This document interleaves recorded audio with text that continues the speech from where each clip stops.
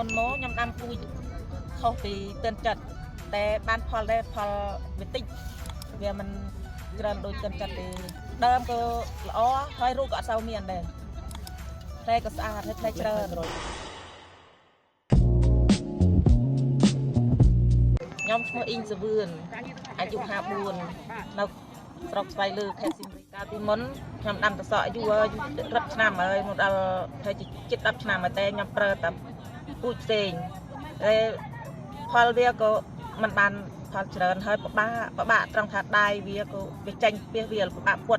ត្រូវបានឡើងទ្រឹង3 4ដងវាមិនជាបានផលប្រហែលដែលគូសំតែនេះខ្ញុំមកបដូរពូជប្រើអាពូជទិនចិត្តនេះតើវាបានផលច្រើនដើមវាក៏ឡើងទ្រឹងល្អផ្លែវាក៏ស្អាតហើយផ្លែច្រើនដល់វស្សាក៏វាធន់នឹងទឹកភ្លៀងចាវាអត់ងាយខូចហើយអត់ងាយឡើងក្រាដូចអាពូជមុនទេមុនសម្បូរក្រាបាញ់ថ្នាំត្រឹមអត់បេះអស់បាញ់ថ្នាំក្រាច្រើនដងណាតែនេះអត់ពិបាកទេបាញ់តែម្ដងទៅហើយអត់សូវមានរូប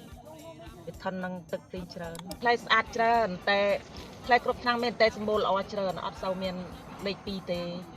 ច្រើនតែល្អទាំងអស់ទោះបីតែលេខ2ក៏លេខ2ល្អអត់សូវមានកងកងអត់សូវមានកដទេខ្ញុំប្រើពូជមុនសម្បូរផ្កាឈ្មោលតែដល់ប្រើពូជថ្មីនេះសម្បូរផ្កាញីផ្កាហើយមានក្តាប់កាន់ល្អទៀត